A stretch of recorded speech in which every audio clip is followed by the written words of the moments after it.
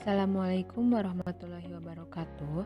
Kali ini saya akan menjelaskan mengenai pemupukan berimbang tanaman padi sawah. Pemupukan berimbang merupakan salah satu upaya pembangunan berkelanjutan dalam kegiatan usaha tani. Pemupukan berimbang mendukung kelestarian lingkungan agar kegiatan pemupukan tidak berlebih dan menyebabkan pencemaran lingkungan. Kegiatan pemupukan yang berlebih juga akan membuat kandungan hasil produksi tanaman kurang baik dan berdampak buruk bagi yang mengkonsumsi. Pemupukan berimbang mengupayakan pemupukan berdasarkan kebutuhan tanaman sehingga dapat meminimalisir adanya biaya berlebih dan dapat memaksimalkan keuntungan kegiatan usaha tani. Terdapat 4 komponen pemupukan berimbang, di antaranya tepat cara, tepat waktu, tepat jenis, dan tepat dosis. Komponen yang pertama yaitu tepat cara, berhubungan dengan cara aplikasi pemupukan berimbang. Adapun hal-hal yang harus diperhatikan pada komponen tepat cara di antaranya, pertama, bentuk fisik pupuk. Apakah pupuk berupa padat atau cair? Kedua, arah mata angin. Diusahakan untuk tidak melawan arah angin. Yang ketiga, pola tanam. Kegiatan pemupukan dilakukan dengan tidak merusak tanaman atau sesuai dengan pola tanam. Dan cara pemupukan yang direkomendasikan berdasarkan pemupukan berimbang adalah penyebaran merata, yakni dengan menyebarkan secara merata pupuk pada lahan sawah. Komponen yang kedua adalah tepat waktu, berhubungan dengan waktu pengaplikasian pupuk pada tanaman. Kegiatan pemupukan berimbang direkomendasikan sebanyak 3 kali, yakni didasarkan pada 3 fase pertumbuhan tanaman. Di antaranya, yang pertama, fase pertumbuhan awal. Fase di saat tanaman beradaptasi dan bertumbuh berada pada umur 0 sampai 14 hari setelah tanam. 2. Fase anakan.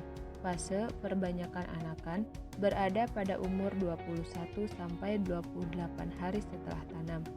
3. Fase primordia atau pembungaan, yakni fase generatif tanaman yang berada pada umur 30-55 sampai 50 hari setelah tanam. Dapat dilihat pada tabel jenis-jenis unsur yang dibutuhkan di setiap fase pertumbuhan tanaman. Komponen ketiga, tepat jenis, berhubungan dengan jenis pupuk yang digunakan dalam kegiatan pemupukan. Terdapat 2 jenis pupuk yang biasa digunakan, yakni pupuk kimia dan pupuk organik. Pupuk kimia atau yang biasa disebut pupuk anorganik memiliki kelebihan yang mudah diserap oleh tanaman, namun harga beli yang cukup tinggi. Sedangkan pupuk organik memiliki daya serap yang rendah oleh tanaman, namun ramah lingkungan dan biaya input yang cukup rendah. Terdapat 2 jenis pupuk kimia. 1. Pupuk majemuk, yaitu pupuk yang mengandung lebih dari 1 unsur yang diperlukan tanaman. Contohnya pupuk NPK. Kelebihannya, tanaman kemungkinan tidak akan kekurangan nutrisi karena telah terpenuhi oleh pupuk majemuk. Namun membuat pengeluaran lebih tinggi karena harga pupuk mahal. 2. Pupuk tunggal, yaitu pupuk yang mengandung 1 unsur yang diperlukan tanaman. Contohnya pupuk urea. Mengandung natrium yang mendukung pertumbuhan tanaman, bersifat mudah menguap dan direkomendasikan untuk diberikan pada ketiga fase pertumbuhan tanaman. Pupuk SP36 mengandung fosfat yang mendukung pertumbuhan akar, bersifat sulit diserap tanaman sehingga direkomendasikan untuk diaplikasikan pada fase pertumbuhan tanaman. Pada awal fase. 3. Pupuk KCl mengandung kalium yang mendukung untuk memperkuat perakaran dan bunga. Direkomendasikan untuk diberikan pada fase pertumbuhan dan fase primordia. Terdapat hal yang harus diperhatikan pada kemasan pupuk. Apa itu? yaitu persentase unsur yang tertera pada kemasan. Dapat dilihat pada gambar di samping bahwa persentase unsur nitrogen pada kemasan sebanyak 46%.